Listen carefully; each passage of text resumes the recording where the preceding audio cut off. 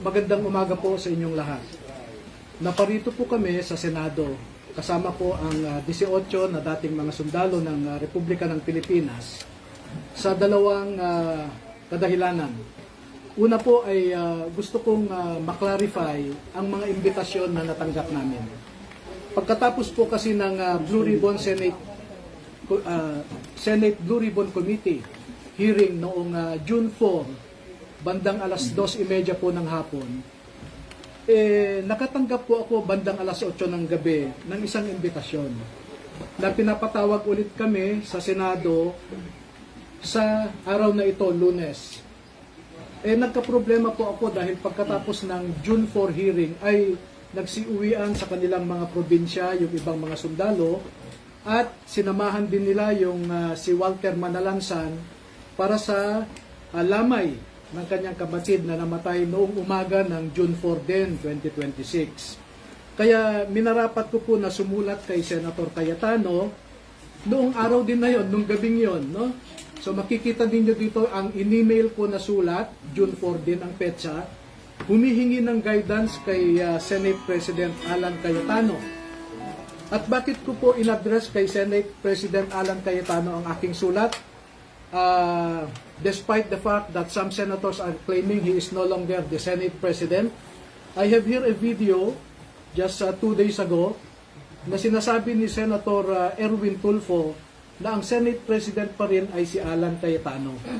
At pwede ko pong ipakita sa inyo yung kanyang video na sinasabi nga na si Senator Alan Cayetano pa rin ang presidente. Kaya ko po in-address sa kanya ang akin. Senator Cayetano is still the Senate President.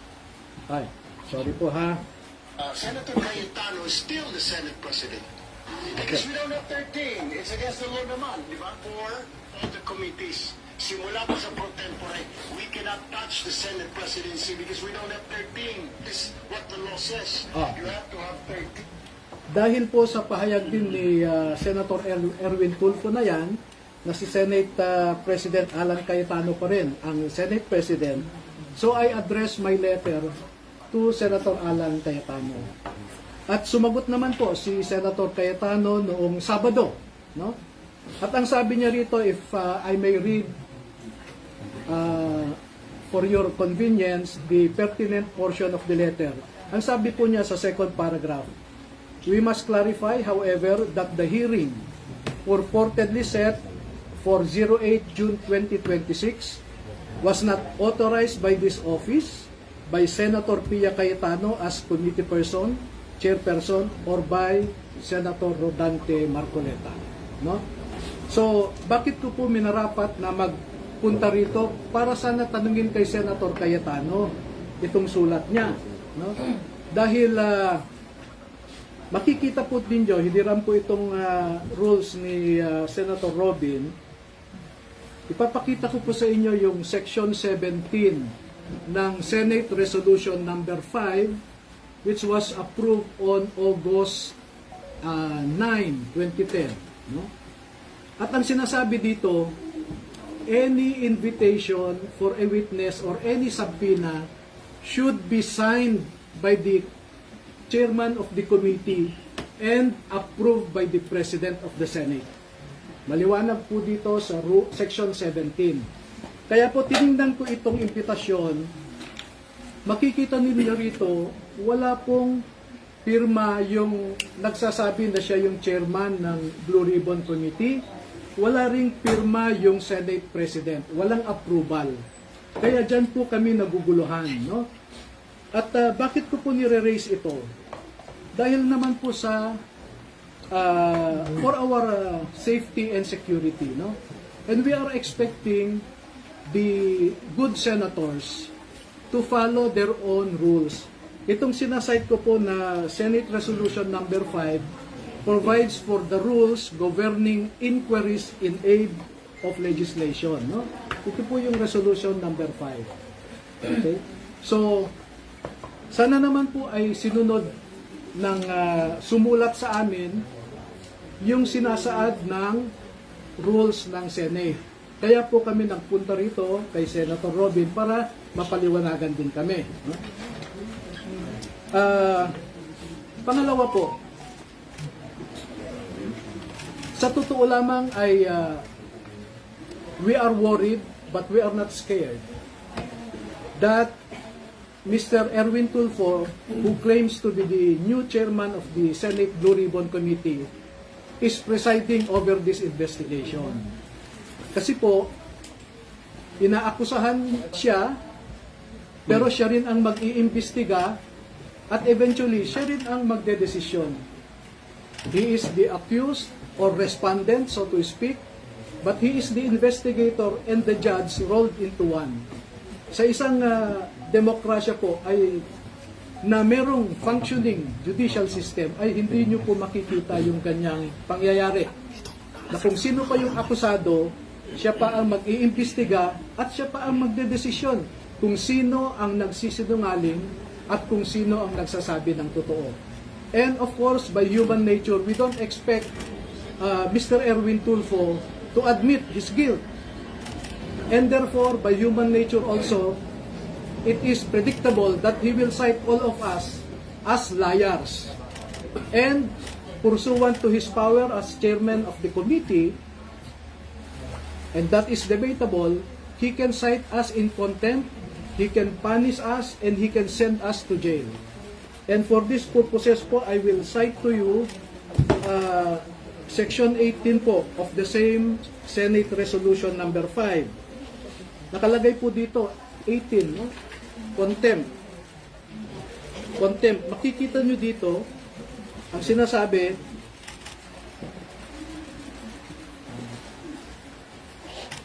ito, babasahin ko po.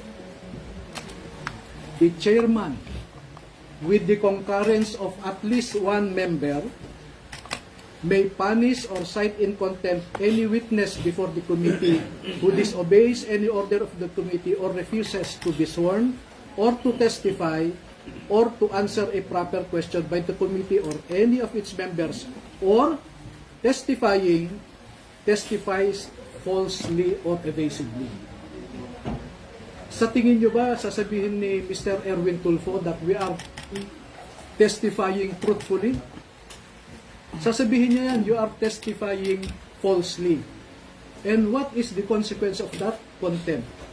And once you are cited in contempt, itong rule po na ito ay inamend ng Senate. We have resolution number 145. Senate resolution number 145. Ang matindi po ikukulong kami. No? Ito,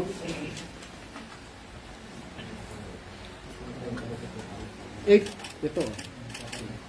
contempt of the committee shall be deemed a contempt of the Senate. Such witness may be ordered by the committee to be detained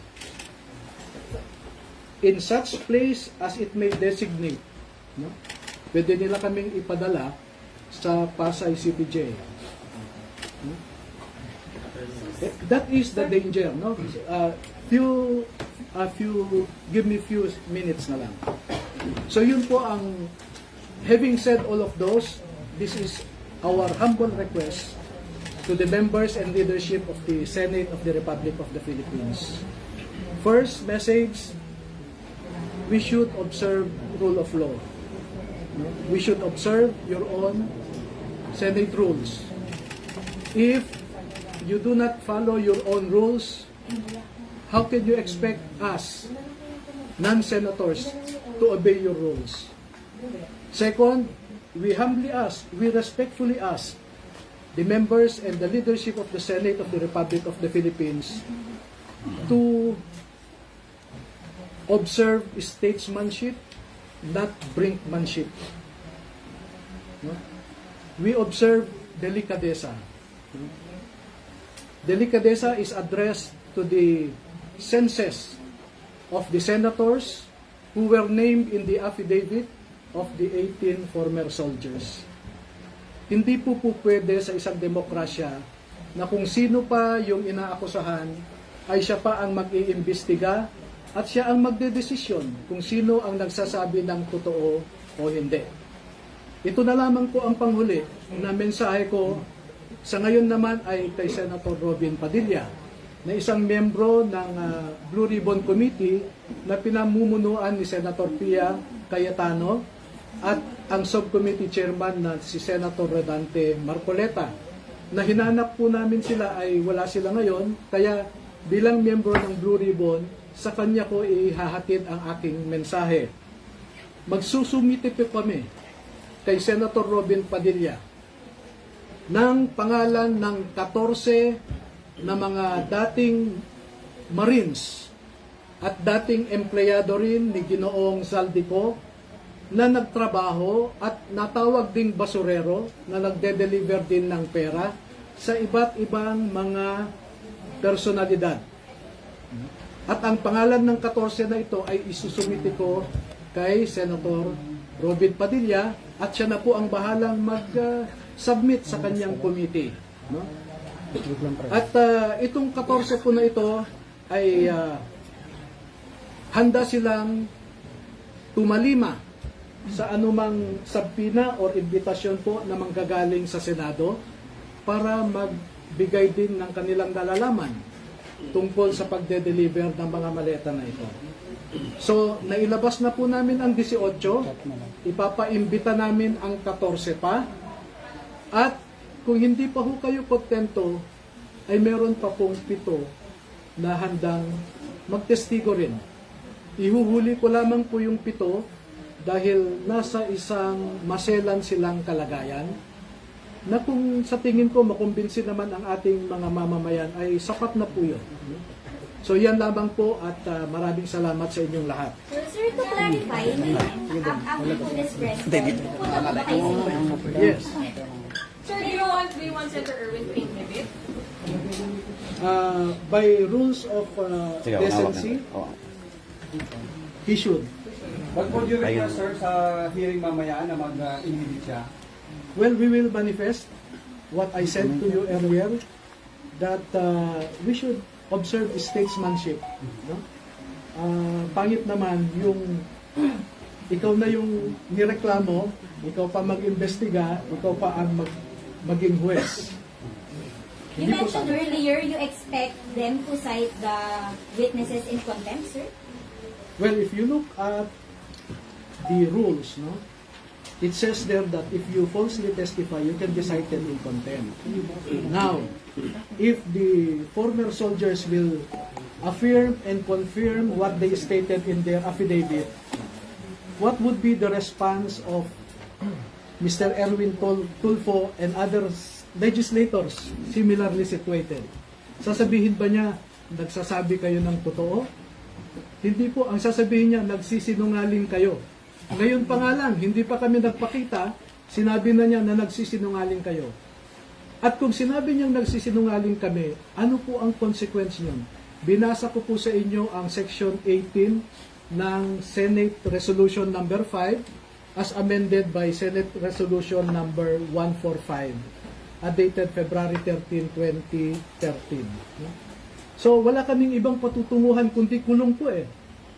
And that is why the logic of our request, the reason, the basis for our request is for him to recuse himself, to inhibit and let those who were not named in the affidavit to preside over the investigation.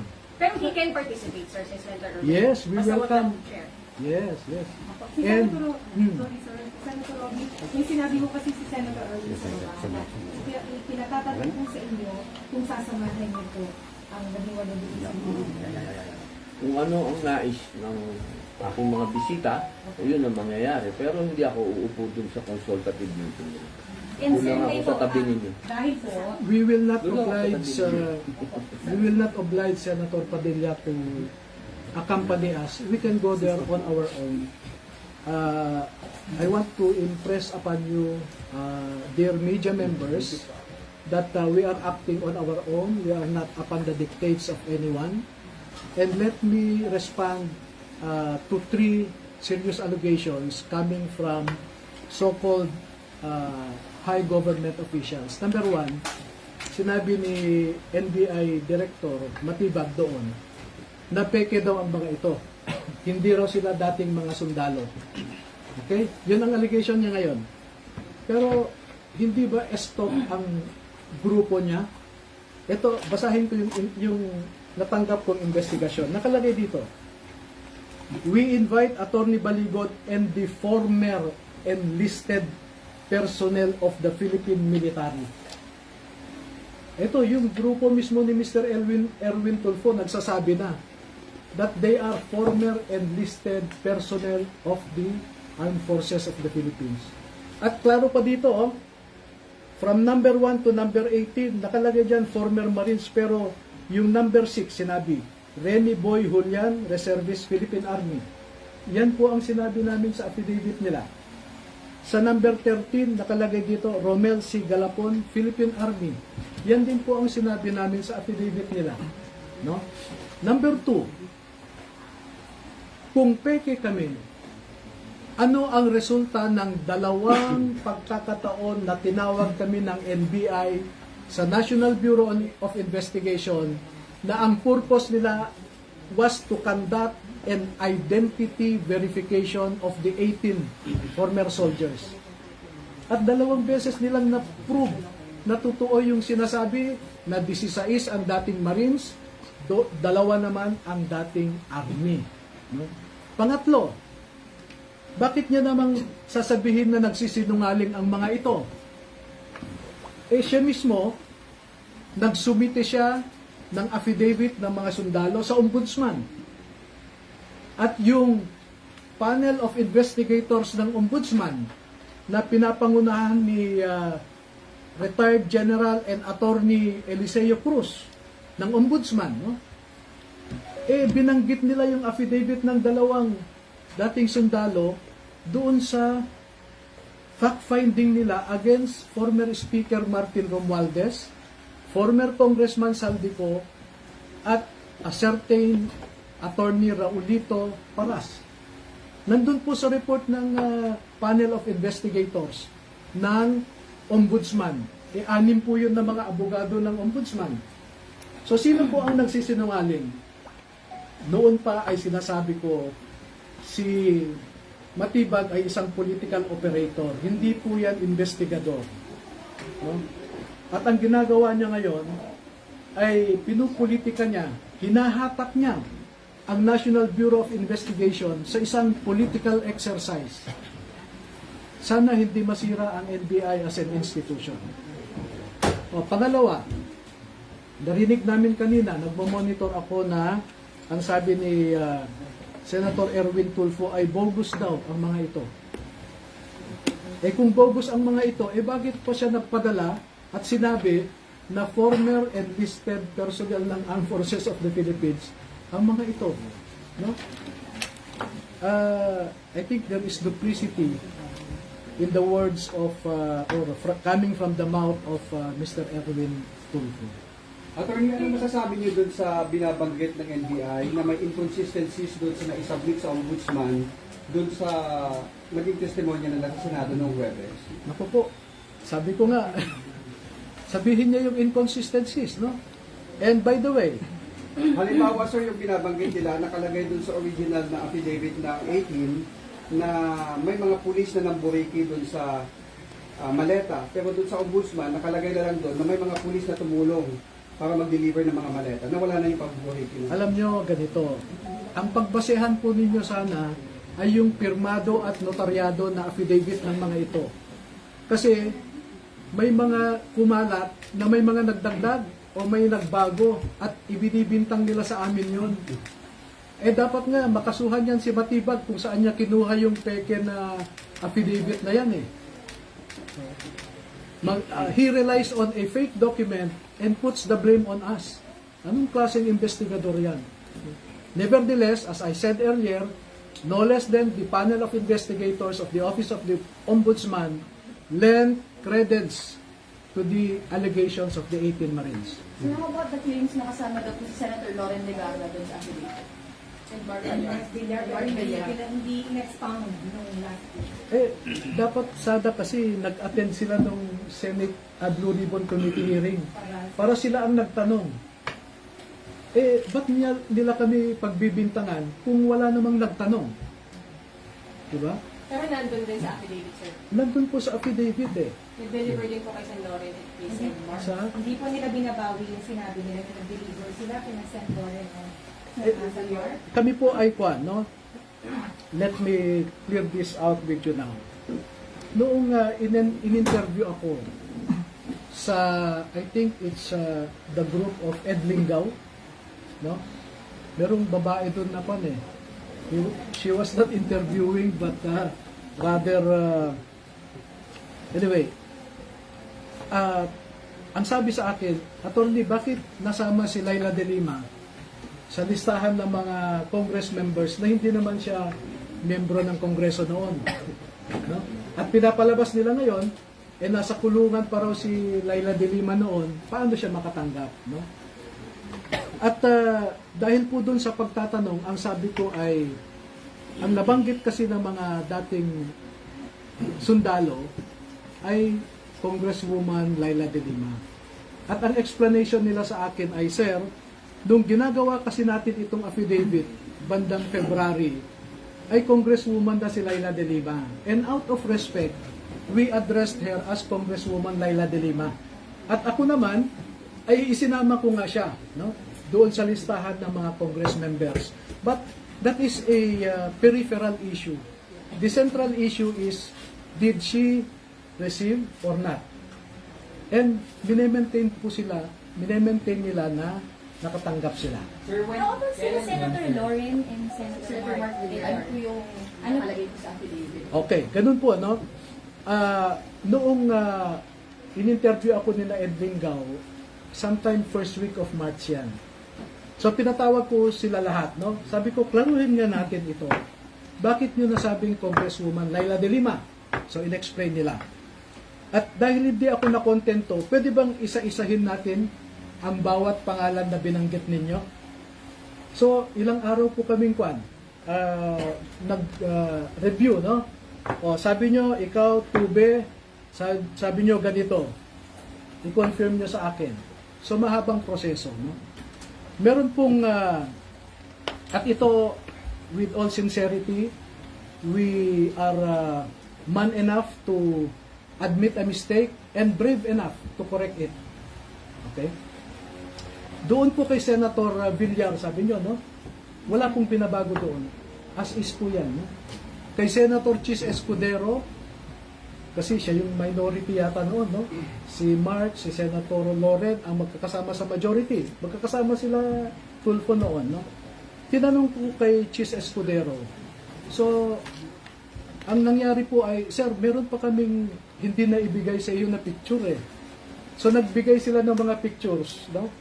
Na doon mismo sa bahay ni Senator Chis, no? So, remember, this happened in March, yung pag-review namin. March, ano pong year? 2026. Oh, March. No? Majority pa yata sila Senator Loren noon. Ano po, no? Pati si Mark Villar, etc. Ngayon, pagdating kay Senator, yun nga, Mark Villar, sabi ko, iklaro nyo yan. So, nag-recollect yung mga nagsasabi. At sir, ganito. So, confirm po, no?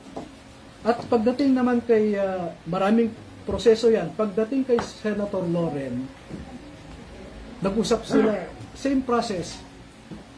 So, merong si Orbilio at saka si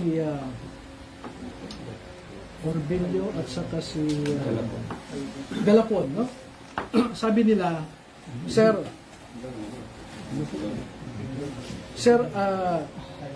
ito po yung recollection namin sa nangyari kay Senator Loren. Pagdating ng convoy namin doon, and this I distinctly remember, and as I said, I already rectified it. No?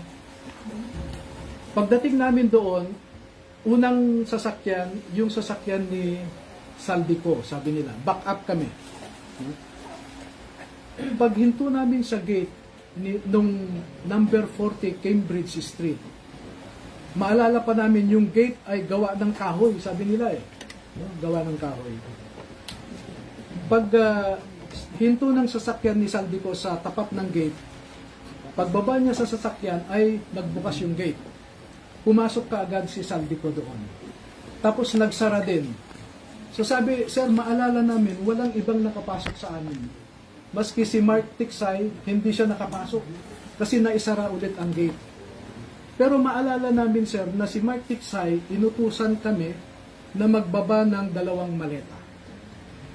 No? Pagbaba ng 2 maleta galing sa backup ay ibinigay nila kay Mark Tiksay. And then maya-maya lamang, sir, ay napansin namin lumabas na si Boss Saldi, sumakay na sa sasakyan at umalis na kami. So ang maalala namin, sir, with due respect, pasensya na, sabi, wala kaming nakitang maleta na nakapasok doon sa gate. Kasi nung ibinaba namin ay biglang lumabas din si Saldico. So sabi ko, sigurado kayo? Yes. Gumawa kayo ng statement na ganyan, no? So ang ginawa ko po noong March ay pinapirma ko po sila. At dahil hindi ko naman kilala o wala naman akong access kay Senator Loren, pinakiusapan ko si Mike Defensor, no? Sec Mike, ako, may access ka ba kay Senator Loren? Bakit? Sabi niya, ganito yung sinasabi ng 2 sundalo. Ibinigay ko po sa kanya yung sinabi ng 2 sundalo. Sabi ko, inaamin nila pagkakamali nila. Kung gusto ni Senator Loren na kasuhan yung 2, ibinibigay ko ang ebidensya. Pwede niyang kasuhan ng perjury yung 2 kung gusto niya. Pero as I said, we are man enough to admit a mistake and brave enough to rectify it. Okay? Second po, na gusto kong i-emphasize sa inyo, yung napangalanan sa affidavit na yan, gaya ng sabi namin sa affidavit, yon lamang ang naaalala nila noong ginawa yung affidavit na yan. In fact, marami pa pong iba eh. Ang sabi nga sa akin, sir, pwede mo ba kaming isama sa Senado at saka sa House of Representatives para kung mag-session sila, ay mamukhaan namin kung sino yung mga nakita namin na hindi namin maalala yung mukha o ang pangalan. Bakit? Sir, kasi yung napangalanan namin dyan ay yun lamang yung mga sikat, nakikita namin sa TV, sa news, sila yung popular, sila yung palagi namin nakikita, kaya yan ang maalala namin. At yan po, nandun sa affidavit nila. Sinabi po nila yan. Sir, clarification. So, dun, nagpunta po sila sa bahay ni Senator Loren. Pumasok si Zaldi, pero walang maleta ang ipinasok. Yun nga po ang recollection nila after, no? Nung Kaya, may March. message. Oo, na, sir, naalala namin, pag hinto ng sasakyan, bumaba si Boss Saldi, bumukas na rin yung gate. Sa supposedly bahay po ni Senator Loren. Oo, yun ang... Hindi po nila nakita si Senator Loren. Hindi po. Kasi po ang style nila yan, may everyday po may detail yan eh. Kung ano yung assignment nila, kung ano yung lakad, no? So, pwede ko ngang ipakita sa inyo na sa oras na ito, pupunta si Saldico dito. So, may schedule sila. Bakit po ngayon lang nagkakaroon ng correction? Bakit ngayon lang po? Hindi, March po ho yun. March pa? After nung interview, Pinakorek. after nung interview kay Ed Lingaw. Pero hindi pa nababago, Hindi, sir, yung affidavit ninyo sa ombudsman kasi nandun pa rin Hindi pa namin, Senator Loren Legarda sa yes, ombudsman. totoo po yan. Hindi namin. Kaya ang sabi ko nga, pakibigay ito kay Senator Loren, kako kay Mike Defensor, para kung sa tingin niya, agrabyado siya, ito yung pag-amin ng 2, kako. At pwede niyang gamitin ito. Would you submit sa ombudsman, sir, ng pag-rectify dun sa pangalan niya? Hindi ko pa po sinasubmit. Pinabayaan ko lang muna.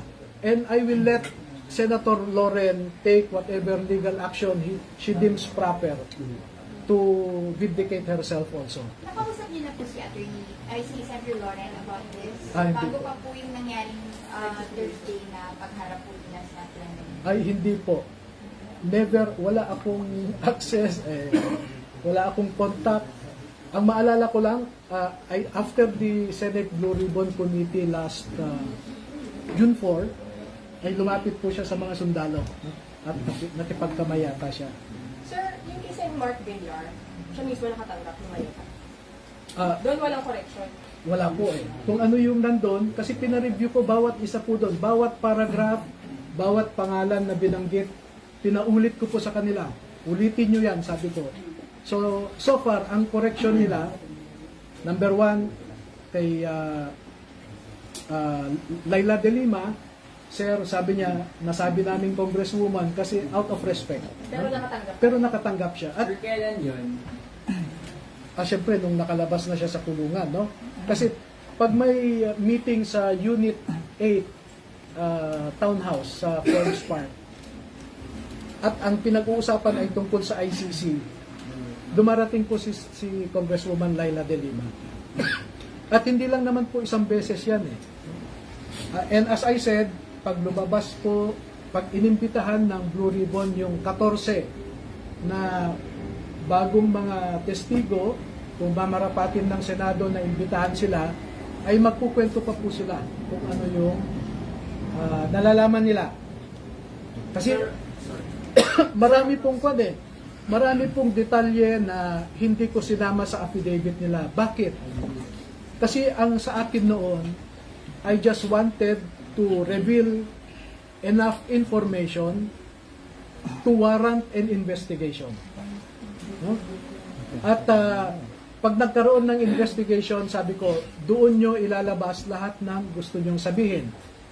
At true enough, nakatanggap ako ng invitasyon sa Office of the Ombudsman. No? Mag-uumpisa kami sa June 11. Iisa-isahin po nila ang 18. I-interviewin sila ng mga abogado ng Ombudsman, yung panel of investigators. At doon po nila ibabahagi lahat na ng informasyon na alam nila. Nung Senate hearing nga sa yung Blue Ribbon po na nakaraan, may mga lumabas po doon na gusto sana namin, hindi mo na lumabas pero hindi nila naiwasan na maikwento, no, yung iba. So, sa June 11 na po yung pag-rectify din sa mga naunang na-submit doon. Most likely, nangyayari. Pagka tinawag po sila, kasi may schedule, no, sa June 11 in the morning si Buduan, no? Sa June 15 si Esquivel. Hindi sila sabay-sabay. Hindi po, isa-isa po yan. Okay. Okay, June 11 si Buduan. Sa June 15 si Taberdo sa umaga, si Tube sa hapon. Sa June 16 si Esquivel sa umaga, si Navidad sa hapon. So, dire-diretso na po yan, no? Sir, clarification. Yung case and mark, is going to manggap. Details ba? Ay, hindi po sinabi na si Senator Mark mismo. Pero ang nakita nila,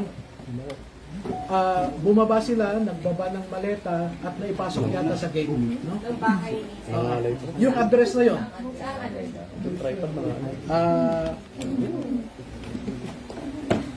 Do you have time to wait for my answer? Ano lang, sige lang, sir. Actually, nakita ba nila na tumagat ng maleta si Senator Mark?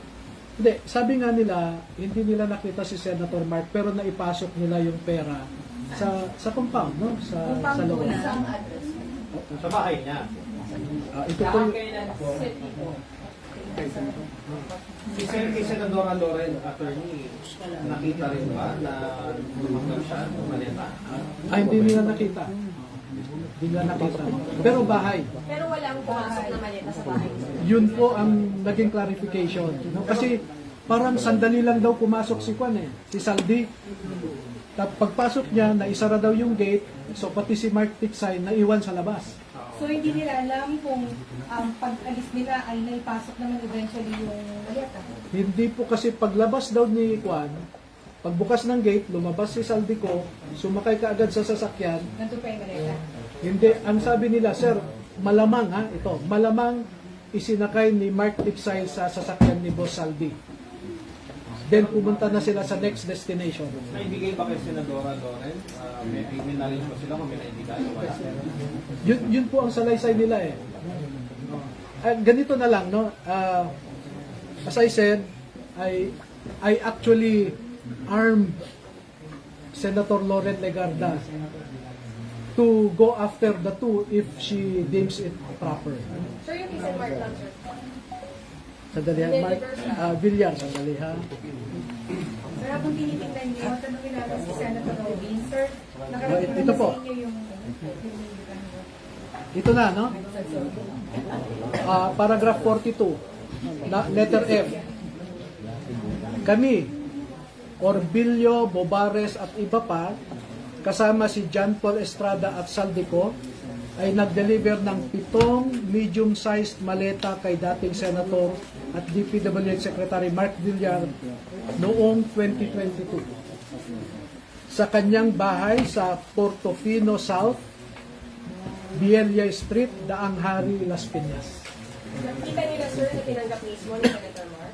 Wala po silang sinabi na ganon, basta pinadala nila sa address na yon. At pagdating po ng masusing pagtatanong ng panel of investigators ng ombudsman, no, ay dyan po nila maging official na sabihin kung nakita nila o hindi. Pero naipasok, sir, yung maleta dun sa compound. I think so. Pero kay Senadora Loren, hindi. Wala silang nakita. Hindi nila nakita na nakapasok sa gate eh.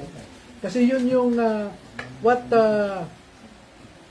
they clearly recalled was that pagbaba ni Saldico, nagbukas ang gate, pumasok siya, sinara din yung gate daw. So pati si Mark Tiksay na usually sumasama sa kanya, naiwan sa labas. Sa reaction po, mamaya magsasampa daw ng libel charges si Senator Edwin Tulfo sa Pasay City Court. Wala pong problema. We expect all of this. Pero attorney ngayon, kung anumang Blue Ribbon Committee ang gagawa ng hearing, pupunta po lahat. Opo. For the record po. Yes. Thank you. Maraming salamat. Salamat.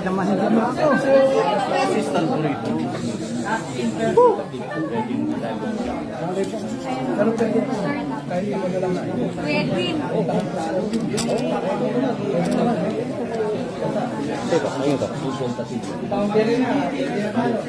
Hindi ka pwedeng makontrol.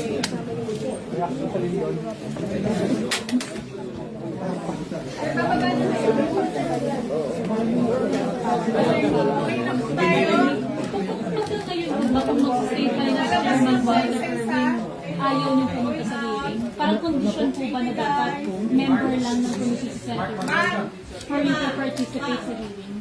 O okay lang kayo, Chairman? Ito lang, kung mag-chair siya, discretion niya yun. No? Pero as I said, being public officers, no?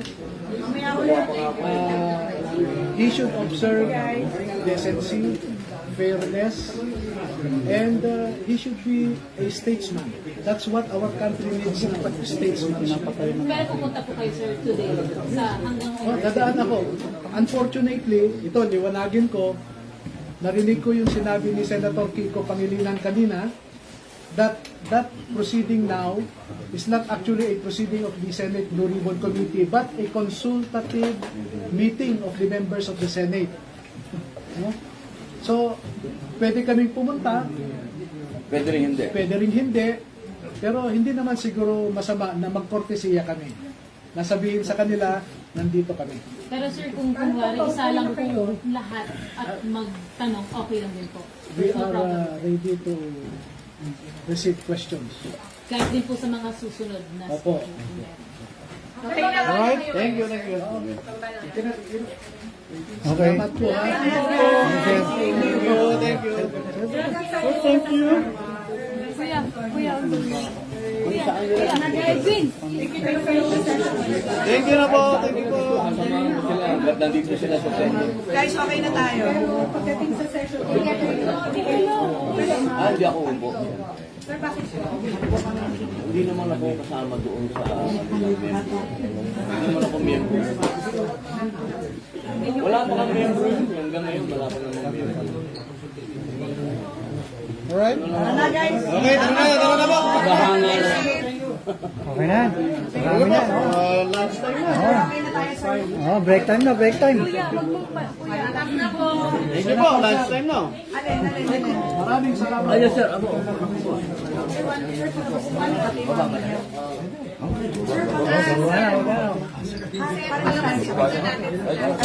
Okay guys, kamusta tayo? Thank you po. Thank you.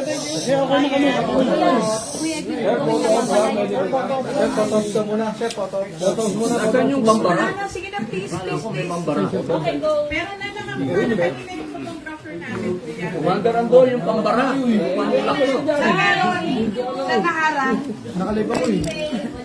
Labas na tayo, guys. Hindi makalabas sila. Sir, mamaparin sila. Dito tayo lahat. Labas na pa rin. Sana po. Mabuhay, guys. Over here. Sir, magpo-photo up Hi. Ay, sadali, palit kami ng upo. Sige po. Okay, over here. Over here. Maraming salamat po. Okay. Kahit ang init pa. Thank you so much, sir. Thank you. dito po. Okay po, dito po. Ready po. Okay po. 1, 2, 3. Mga kapatid namin sa media. Okay, maraming salamat, sir. Pre, tara na. Chong.